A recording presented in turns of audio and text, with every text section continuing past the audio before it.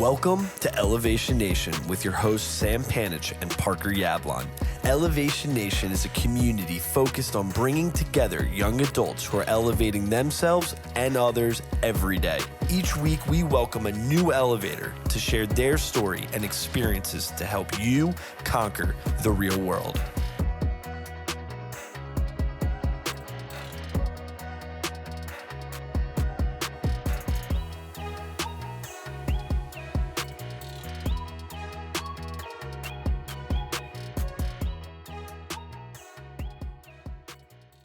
What's happening, Elevation Nation? We got a special conversation coming to you today with a guy that I reconnected with at the Equinox. We walked by each other in the locker room and we're like, wait, I recognize you. I know you. We start talking. I'm like, Jake. Jake's like, Jake Parker. I'm like, yep. University of Maryland, reconnecting. Jake just reminded me that he had come back to the States, played a little bit of professional soccer overseas, a little bit in the United States, and now he's transitioning into a completely new world. We're going to get into it today. Jake Rozhansky, welcome to the Elevation Nation podcast. How's it going, brother? I'm doing well. It was nice to run into you on the Upper West Side at Equinox, which I'm not even a part of, funny enough. It was through my wife, and it was like my first time there. And it's just funny how the world works sometimes. It's crazy. I hope Parker had pants on once you started the conversation. I think you met in the locker room. So crazy things happen in New York City, man. You bump into people. But Jake, we are excited to welcome you to Elevation Nation and have you on the podcast with us. We like to start every single episode with learning a little more about you. We call it your elevator pitch. We want to know, who the heck are you, man? Yeah, so I'm just a I'm just a kid from Maryland. I grew up with a single mother. Um, Fell in love with soccer from a young age. Went through a bunch of adversity personally, family wise. Made my way. I just knew that soccer was going to take me to whatever was next, and it did. It took me all the way to University of Maryland. I ended up playing in Israel, then played back home in the States. Well, I was drafted also in the MLS draft, but decided to go to Israel first. And now, like Parker said, I retired at age 28 and a half, and never thought I would do that. Honestly, I thought be playing soccer until 35.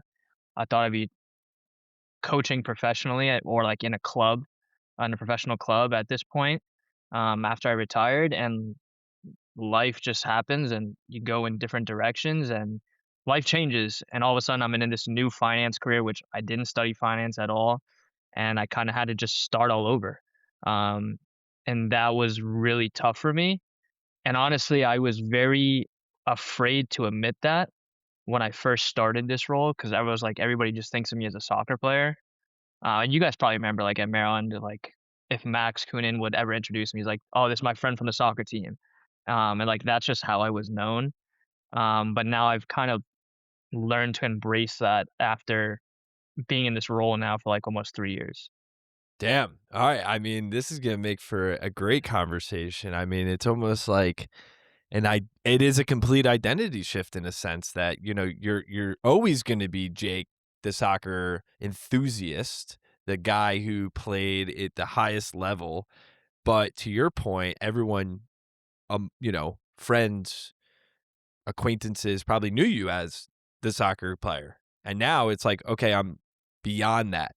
Before we jump into that transition, Jake, I'm curious, like, for Elevation Nation, when you were younger, when you were walking onto the turf or the grass on a Saturday morning, put those cleats on at age 6, 7, 8 years old, did you actually think that you were going to make it to the level that you did?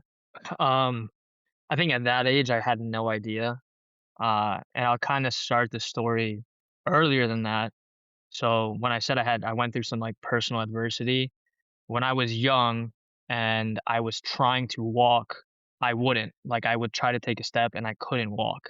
And my mom very quickly found out or realized that something was wrong. So I went to a bunch of doctors, and by the way, not many people know this story. I've just started sharing this recently, but my mom took me to a bunch of doctors. I was diagnosed with juvenile rheumatoid arthritis, and I just was refusing to walk. And it was in my knees, which is it was a lot. It was really painful for me. So all these doctors told my mom like, yes, he needs to be on steroids, and by the time he's a teenager, he'll be in a wheelchair. And my mom did not take that as an answer.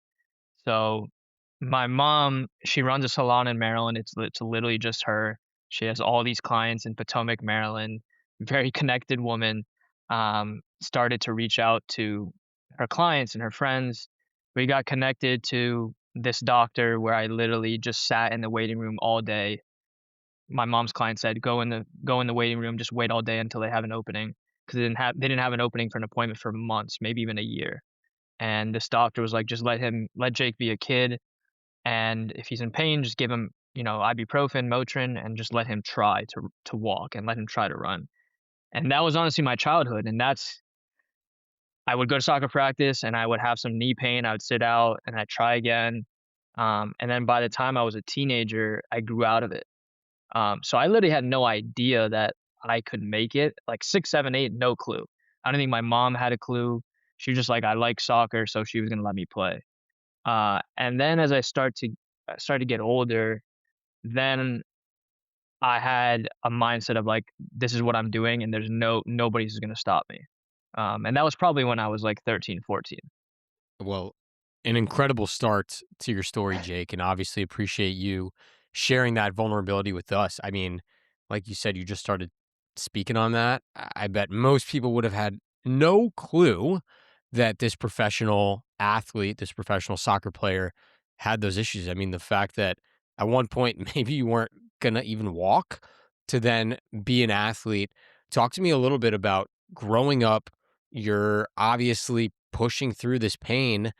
Was it just so normal that you kinda were able to block it out as you grew out of it? Was it like, "Okay, this is not even a big deal anymore," or was it something that was really difficult for you growing up as a kid? Because like, youth soccer, you got U8, U9, U10, like, it's competitive from a really young age. You're not just, like, having fun. So, how did you kinda balance being super competitive with the pain that you were going through? I don't remember it so much, to be honest. I Yeah. can remember like 2 moments where I remember I had to sit out of practice because I was having knee pain. Um, and I also think that's just part of being a kid and, like, the innocence of it. Because I think if something would have happened to me now, something similar to that, I would be freaking out. I think, like, as any of us would. Um, but I was just a kid and I just wanted to play soccer. So, like, something would keep me down, I would rest, get better, and just do it again, and do it again, and do it again. Um, and again, I had no clue how good I was. I played rec soccer with Max Kunin until I was 7 or 8 years old. I just remember stories of, like, Max's mom yelling to the coach to take me off the field because I would score in our own goal. Because I was like, "Why would I run to the other side when it's so much further when there's a goal right here?" Um, and then I went from that to, like, the coach of the team telling me, yeah, he needs to move to the next level, um, which I did, and I went to play for Bethesda, which is, like, one of the top clubs in Maryland. I was 7 or 8 years old, and my mom I remember I made the A team. My mom was like, "Oh, he's on the A team? Okay, great." And, like, she just let me be and, like, pushed me if I wanted to be pushed. Otherwise, she just let me be. She let me be a kid, but I don't remember, like, the struggle of it. She absolutely my mom absolutely remembers the struggle because she was freaking out, but I was just innocent as a kid. Well, shout out your mom for taking that leap. I know, to your point, you said single mother too. I know how much dedication and time you have to put in to go beyond the typical rec soccer, like leagues, right? Like I think Bethesda, something like that. You guys, it's probably more than just a fall season. It's probably a lot of travel all the time, everywhere, practices all the time.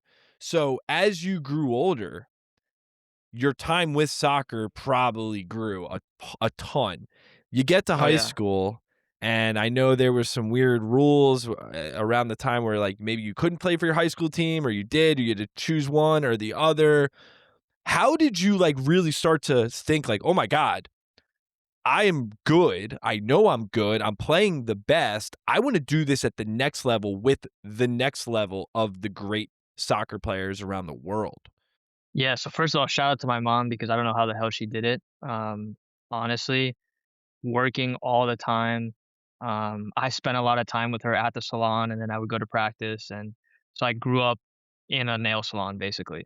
Um, but as I got older, the dedication from the parents was incredible because we would go to tournaments all the time. We'd have practice every day of the week, um, and she would drive me everywhere. I honestly don't know how she did it, and it was so expensive.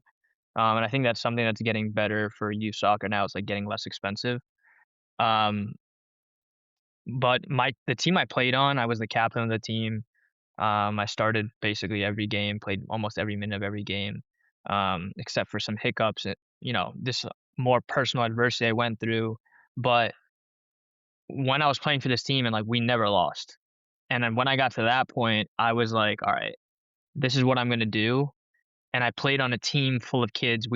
I think all of us, which is a group of like 21, 18 to 21 kids, we all went D1. And I knew at that point when I was 15, 16, I was like, all right, this is what I'm going to do. Actually, probably before that, when I started high school, I was like, this is what I'm going to do. And again, nobody's going to stop me. I didn't have interest in doing anything else. I mean, like, I was not interested in partying, girls. I had very little interest in school, except my mom made me have an interest. Um, but yeah, I knew pretty early. It's so wild to me, right? Like, I wanted to be a basketball player and a soccer player and just was not good enough. And so at a young age, you have to grapple with the reality of, okay, this is probably not going to get me to college. And I had to use my brain. The fact that you got to do something that you love, Jake, to take you to the next level, I mean, you worked your ass off for it. So I give you a ton of credit. But how beautiful is that, that this, fun game that all of us grew up playing got to really take you on an incredible journey. So let's talk a bit about college. You were able to go play at Virginia and then, more importantly, Maryland. I'm not biased or anything. Talk to us about that journey navigating college. This is before NIL, so you avoided all the chaos that probably could have happened with that. But how did you pick those schools? What was that journey like? And talk to us about that. Yeah, I'm kind of mad I missed that chaos because maybe I could have made a little bit of money. But so yeah, I was maybe 16 years old, 15 or 16, and we went to the Dallas Cup, which at the time was the biggest youth soccer tournament in the country, if not one of the biggest in the world. Teams from Europe would come. Arsenal came, Barcelona, Real Madrid, um, teams from Germany, and so you get put in this tournament, and every college scout is there. You have professional scouts as well. I ended up getting scouted to go to Arsenal. After that, I went on trial with Arsenal, and they flew me back to England twice. Um, but I couldn't get a work visa, which how different my life could have changed if I would have stayed there. But um, after we won the Dallas Cup, we were the first team, and we might be still the only team from Maryland's history to win the Dallas Cup. Uh, and that was probably the best I've ever played in my life, including like professional soccer. And I was fit, I was confident. My mentality, my mindset was like, again, nobody can stop me, and I'm the best. Like to a point where I was really cocky, which can be a good and a bad thing. Uh, but yeah, after that, I started getting calls from colleges, and like I was getting offers already, and it ended up being Maryland did not recruit me like at all, which I was a little disappointed with because I'm like the hometown kid. But it ended up being Duke and UVA. So like Maryland's two biggest rivals were my final choices. And I chose UVA, and my mom was scared to death to send me to college because I mean, Parker, you saw me in the Equinox locker room. Like I'm not a big guy. I'm not a strong guy. But I have like a soccer runner's body. Like I'm skinny, but I can run. Um, and so she would watch the UVA games with me when I was a senior in high school, and I could tell like she was afraid because She was like, "Jake is a lot smaller than everybody else," and you hear these stories all the time. My mom would talk to other parents of, like, kids that go off to college that are good in, like, their hometowns and their home states, and then they go off to a big school, and now they're a small fish in a big pond, where they were a big fish in a smaller pond. And so she was scared, and I was watching the games, and I was like, again, I was so cocky. I was like, "I'm the best player. If I would've went as a senior or a junior, I would be the best player there." Um, and so I went my freshman year, and I kinda realized pretty quickly what I had to do, which is, like, the first preseason game was gonna be my opportunity to play, and if I didn't show the coaches then that I could play, then I might never get the chance that year, and they might just, like, redshirt me. 'Cause we had 12 I think we had 12 freshmen in my class, which is, like, big for a soccer team, like, soccer team only 11 guys can play. There's maybe 25 guys on a roster, if that. So, I was like, "Alright, I'm gonna go into the game, and I'm just gonna be like, everybody give me the ball, and I'm gonna control everything." And I played center mid, so it was a little bit easier for me to do that because it's part of the position. And then from that moment on, I started every minute of every game. It was the first time in my life I partied, like, I actually partied. Um, we went out, we would play a game, and then we go to the bar after. Again, I was, like, 17 years old, and I was like, "What the hell is this?" And you finally learn what college is like. And we went all the way to national championship, and we won national championship, and I was, like, Final Four all what do you ever call it, College Cup, Final Four team. I was 2nd in voting to freshman of the year in the conference. Um, and yeah, I was like 5'8", like 120 pounds. But I stood up for myself. So physically, what I didn't have, like, I stood up for myself, and I knew I was a good player. And honestly, that mentality that I had is kind of what I lost when I went and played pro. Um, Mm. and that's what I wish I had when I played professionally. But I also went through, like, adversity from college. I ended up going from UVA to Maryland, which I did not expect was gonna happen. Um, but that's a different story. I'm happy to go into that if you guys want, but different Well, story. I think that there's something to be said, you said you're 120 pounds. Is that right? I Freshman year, was, not UVA? anymore. Okay, I Now was gonna now I'm done say playing. anymore, I've but, gained like, some weight. yeah, okay, let's call it 120, 130 pounds. You're not playing high school anymore. You're playing in college, not just any college. You're at a big time ACC school that is known to bring in the best of the best. You're not the biggest, and you're not the biggest, but I think there's something really to be said, and something that Sam and I have uncovered through the years interviewing so many people and talking with so many people about mindset, is that there is something to be said about your confidence. And if you have that confidence, and confidence comes and goes, and you're able to fully understand your ability, but also believe that good things will come from your ability.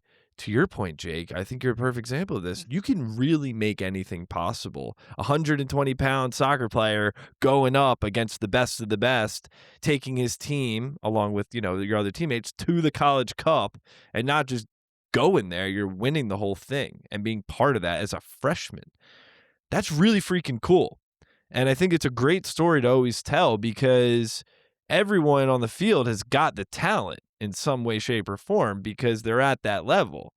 But confidence, man, that's a different thing. And I feel like that's what, like, that little niche, that little difference between the greats it's all mental. It's all mental at that point.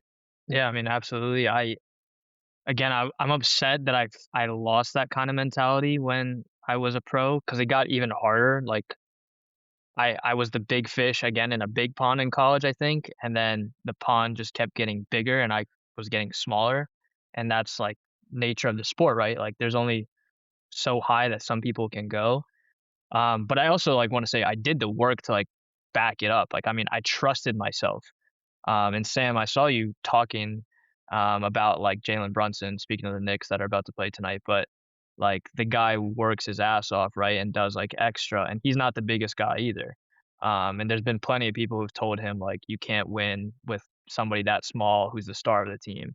Um, but, like, I had a mentor who was my coach, throughout middle school and high school, and he believed in me. He gave me a lot of confidence, and I worked my ass off, so I trusted myself. Like, it wasn't just I think I'm the best and I didn't have anything to back it up. Like, I did the work to be able to trust myself, to have the confidence that I was better than anybody, no matter how small I was, how skinny I was. Because I knew, first of all, I could outrun anybody. Like, I worked on my fitness a ton.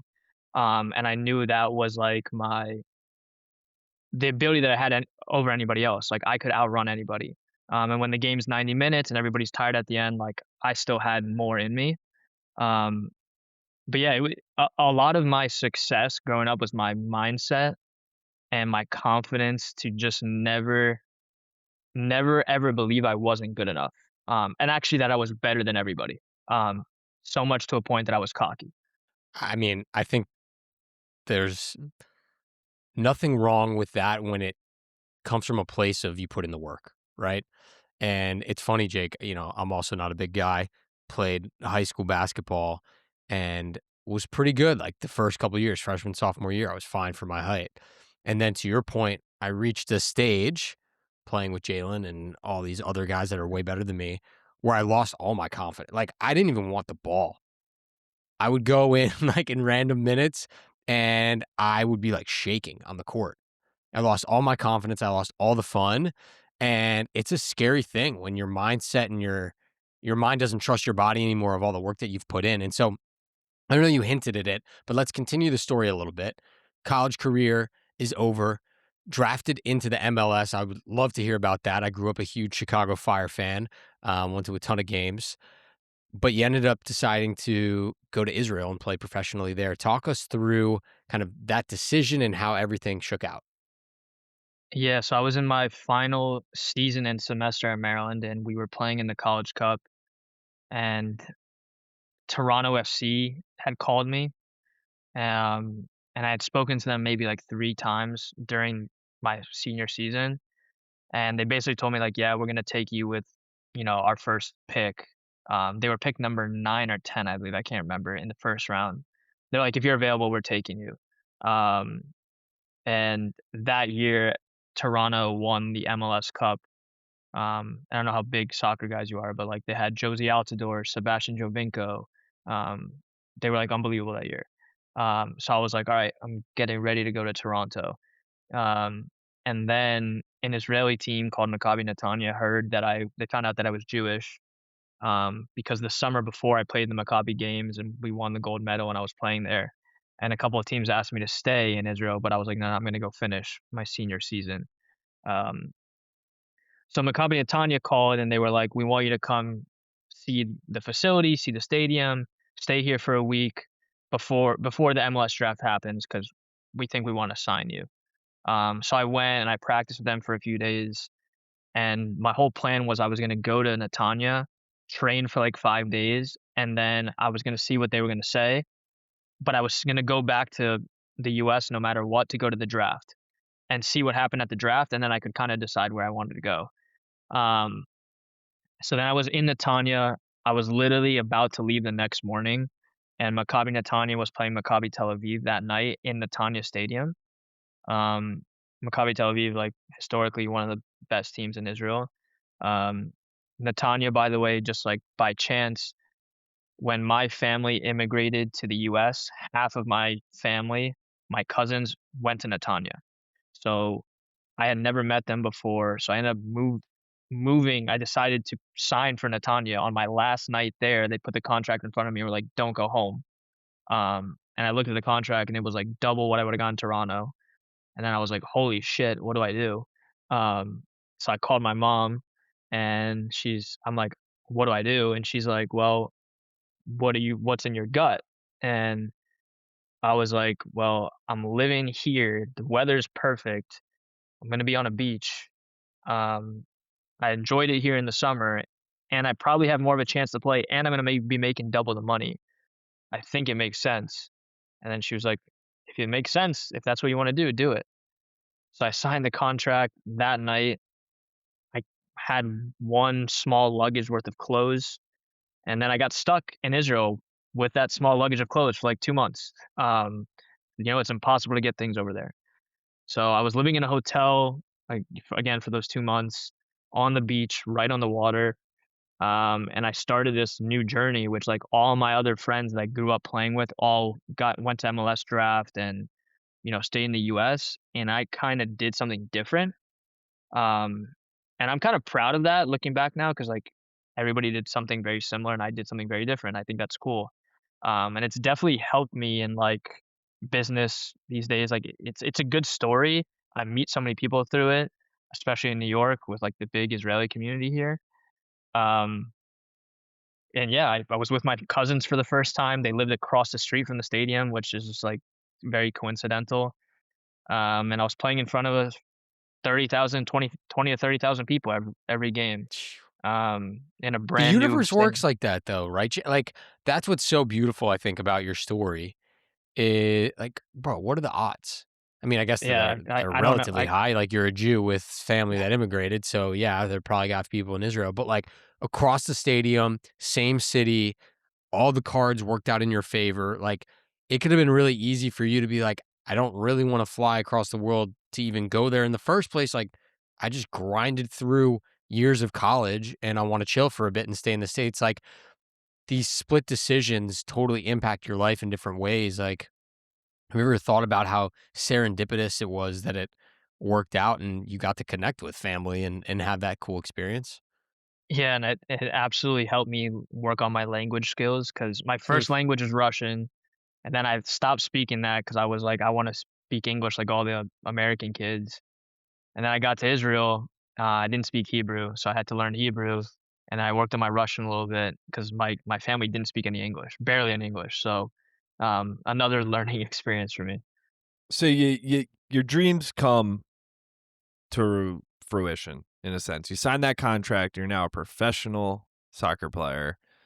You're moving to Israel, starting a whole new world. I'm sure you're like, okay, like you said, you only had one bag, got to make new friends. Obviously, thankfully, you have your soccer community that you started with, and then you can expand beyond that.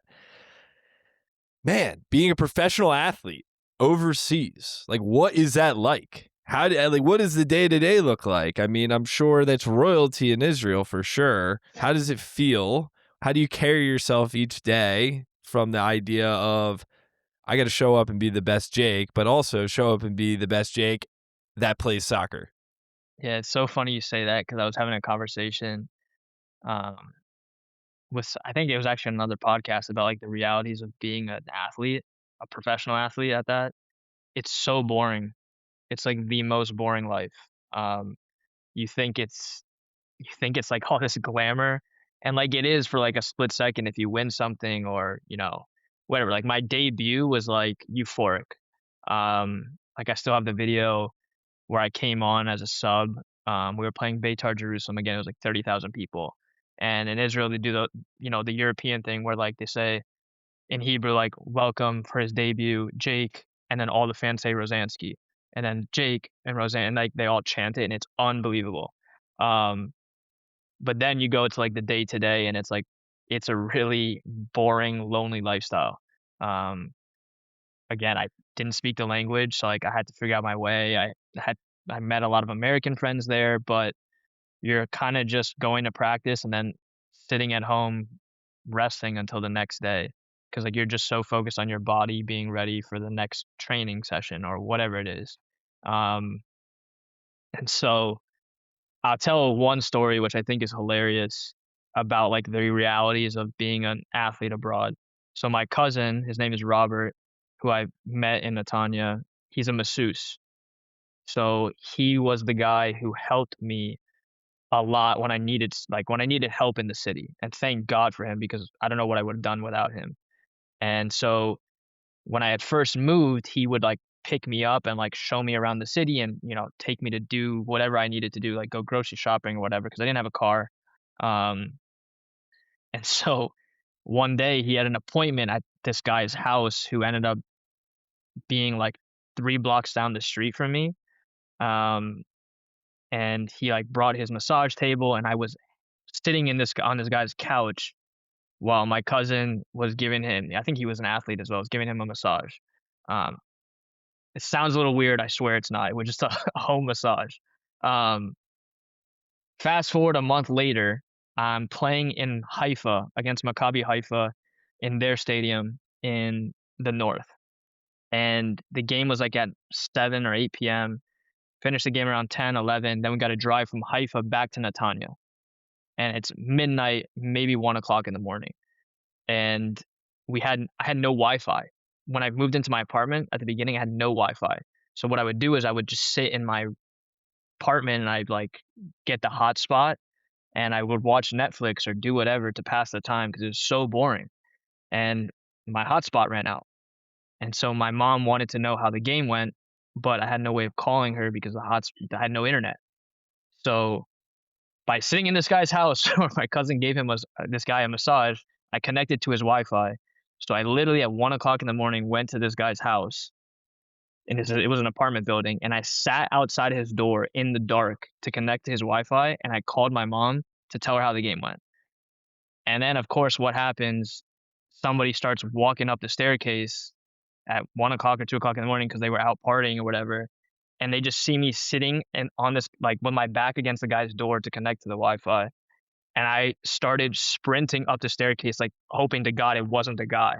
Um, but that's just like one of my funny stories from playing in Israel. Like the reality is like you don't have Wi-Fi, it's boring. Don't get me wrong, there's so many beautiful things about it too. Like I lived on the beach during the day after practice. Sometimes I would go to the beach, I'd go to hang out. I met a lot of Americans there. Um, the social scene in Israel was amazing. The party scene was unbelievable, but I just couldn't take advantage of that all the time. And then COVID hit and I got stuck and there was no soccer and I was alone and it sucked. It really, really sucked. It's I mean, that story's incredible, by the way. We've had, a handful of professional athletes across different sports on the podcast, and one of our friends, his name is Jared Butler, one of our great episodes. He played in the NBA, now he plays overseas, and it's lonely, to your point, and it's hard. And all you do is focus on keeping your body right, and then you go and you sit and you watch Netflix. Like, he does the exact same thing. Yeah. And so people see that and think about this world of being a professional athlete. And of course, you reach your dreams. It's incredible. But I think sometimes people forget, like, you're not Kevin Durant. Like, you're not like getting these multi-million-dollar contracts and brand deals where after games you're going and doing all this cool stuff. Like, you go and you chill like every other normal person. Like Parker and I, after work, we go and we sit on the couch, we watch Netflix, right? And so I think that's a beautiful reminder of everyone's dreams look a little bit different, but at the end of the day, we're all connected by being human, and there are pros and cons to every situation and every job. But Jake, I want to talk a little bit now about your transition, right? You mentioned you got stuck in Israel. It was a crazy time for the entire world. You were living out your dream of being a professional athlete. But then with every athlete, there's a moment in time that your path changes directions. And now you're in New York City with a finance job. Talk to us about how the transition from being overseas and being a professional soccer player to where you are now and how that kind of happened. Yeah, the transition started honestly in Israel. I played for many years after I left Israel, but the transition really started then. And it was due to COVID, honestly. COVID hit, and then I was like, oh shit, if I don't have soccer, what kind of skills do I have to like survive in this world? And I mean, you guys remember, like nobody knew what was gonna happen, how long this thing was gonna last. I was in Israel, which was like the country that shut down, I think, the fastest before anybody else. And I was just freaking out. I was like, how am I gonna survive if I'm not making money? I was literally on unemployment insurance. That's what the professional league in Israel did. They put us all on unemployment insurance, and my salary was cut in half immediately. Um, and so when I had this like, oh shit moment, I was like, okay, what, let me look back at like my friends, the kids I grew up playing soccer with, their families, like all these families seem to understand how money worked. Like, for example, my mom could never come to Dallas Cup with us or to these tournaments because she had to work. And again, I grew up with a single mother. Like, I didn't know anything about money. I never touched money until I started playing in Israel, and I was like, "Oh my God, this is crazy." And I spent a lot of my money, and I was like, "All right, really got to understand this thing if I want to survive, especially on my own." and like God forbid soccer never comes back, like I got to take care of myself. And my financial health was really important. So I think there was this big boom during COVID of like financial wellness and financial literacy, and I was absolutely part of that. And I just started reading books. Um, every book I could get my hands on for personal finance, I read. And I started taking courses online. Again, I didn't study this stuff in college. Like I did criminal justice at Maryland because I thought I wanted to be a lawyer because I liked watching Law and Order. Um, but it's nothing like I never wanted to be a lawyer. Actually, I just really like Law and Order. Um, so yeah, I started reading all these books, and I was like, oh my god, like some of the things that I saw when I was a kid just started making more sense, and like I wish I could have told my mom to do different things, and like I saw how other parents were, and um I got like really excited because I was like, okay, so I don't need to be a doctor or a lawyer to like be wealthy. Um like I can just make these decisions which, for example, now, Parker, I saw you at the gym. Like, I don't like working out. I worked out my entire life. It's like it takes a lot out of me to work out. Now that my career's over, and I was like, hold on. So like, I can just automate my finances and invest my money automatically, and like, I don't need to do heavy lifting or think about it, and like, I can become wealthy in 20 to 30 and 40 years. Like, what the hell? Like, nobody told me this. You guys might think it's funny, like, that's honestly there's, like, the aha moment, from somebody that had no background in that field, and so I ended up going back to the US and signing for New England Revolution in Boston, and I was that guy in the locker room that was like, "Guys, like, who has a Roth IRA? Like, are you opening a Roth IRA, and are you investing your money?" And, like, it sounds so funny now, and, like, I sound like such a nerd, but I was helping guys on my team open up, like, retirement accounts and investing their money. And this is a time when like crypto was going crazy and everybody was talking about NFTs and all this stuff. And I was like, guys, you should take a majority of your money and put it in the index fund and let it sit and let it grow. I was also like dabbling in the other stuff because I think everybody was. Um, but yeah, that's how I got into finance. And then a company in Boston heard about me because I think I made a LinkedIn post or something, and uh, they reached out to interview me. And I was like, guys, I don't know what the hell I'm doing. I have no background in this. I didn't know what I was getting myself into. I was with my wife, who at the time was my girlfriend, and she was like, yeah, you should do this. Like, you only train from 9 to 12 every day. Like, what do you do the rest of the hours? Which is so true. Like, again, that's such a boring lifestyle. And I was like, I want to prepare myself for what's next after soccer. So I took this job. I accepted it with the fact that I was still playing, and they wanted me to build my own book, like wealth management. They wanted me to build my own book. Again, I had no idea what the hell I was doing. I don't even know why I said yes to the job, but I told them I'll play soccer and I'll take the year to get licensed, because I had to do like 5 separate tests to get licensed. And yeah, that's how I got into it. And after my season ended and I really started working full time, I was like, what the fuck am I doing? Like, I got to quit this job. I go in every day to the office, first time in my life in an office, and I would sit there and they would just put me in an office and he was like, all right, here's your phone, start calling people. And first day, I think I called 25 people to come meet with me, ask them to meet with me, and nobody said yes. Um, and I wanted to quit every single day for about 6 months. And my wife was like, no, no, no, stick with it. Keep getting licensed. Like, you're learning. And now I've been with that company for now almost 3 years. Kind of crazy. I imagine some people said yes to some of those meetings at some point. You didn't just continue to get no's all the time. Well, the problem is when I when I would ask them to meet with me, and the 1 or 2 out of, like, 50 that would say yes, I'll be like, "Oh my god, I booked a meeting with them," and then the meeting would come, and I had no idea what to say to them.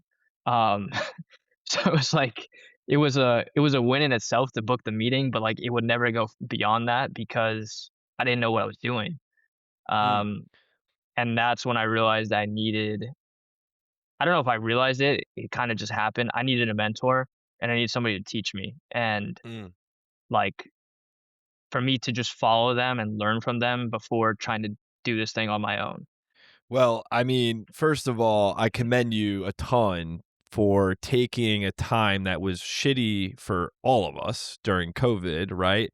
And you said, or you had a click in your head. Wait, what is life beyond soccer?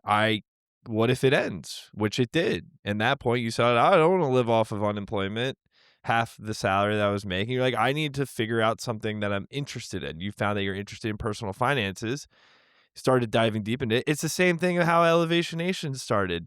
Sam and I, we were bored. We were like, oh man, like our jobs suck. We hate sitting at home and just joining these meetings all day. How can we like build something for ourselves that we actually enjoy? Let's start interviewing interesting people. That's where Elevation Nation was simply born. And we've stuck at it. You've stuck at it. Now we're sitting here all these years later. And I think it's really cool, Jake, that you've built your whole life up until a point around soccer. And what was great is, yeah, you were practicing each and every day the skill of being a great soccer player. But to that point, through those years, you learned how to build your own mental fortitude, your own mindset, shape yourself so that you're willing to take on discomfort and change so that when change inevitably comes, you can push through it and get through it. And to that point, your wife kept you, inspired to go to that job. You sit there, it sucked.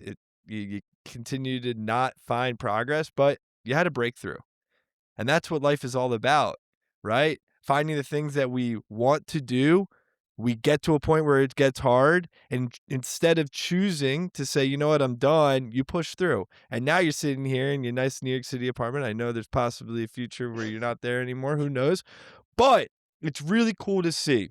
And I imagine whether it's the mentor that you had in the financial, a mentor that you had when you were learning to play soccer growing up, your mother, family, friends, it's people who instilled values in you that have helped carry you through. And I know going forward, this is the elevator mindset, is you're going to keep pushing and making an impact in the world because you know yourself so well and you know what you're inspired by and you have goals and you're going to say, screw it, I'm going to do anything I can to to get there. So it's just an incredible story. Parker, you got the elevator mindset, man, and we're just so proud of you. I think everyone has their journey that they take, and sometimes it goes in different directions that we don't expect. But the mindset that made you successful as a soccer player is the mindset that's making you successful as a new husband, a young man, and now in finance. And I know we were adjacent friends. I hope now we can call you a actual friend, and just so impressive that you're now on this new path in the finance world. And I mean, dude, you should have started collecting some finance advisor fees from all your teammates that you were giving all this advice to in the locker room. I think your book of business is right there. We got MLS and professional soccer leagues #1 financial advisor here in Jake. So Yeah, planting the that's, I seeds think, right now. Planting yeah, the seeds. exactly. We'll put that out there in the time of the World Cup. Get all those guys with their money. Send it on over to Jake. I want to move us into our rapid fire section here, Jake. We got a couple quick hitting questions that we want to ask you. First thing that comes to your mind, no right or wrong answers. I'll start us off here. Where's the coolest place you've ever played? And either place or moment, what made it so special? Um, Probably Maccabi Haifa Stadium.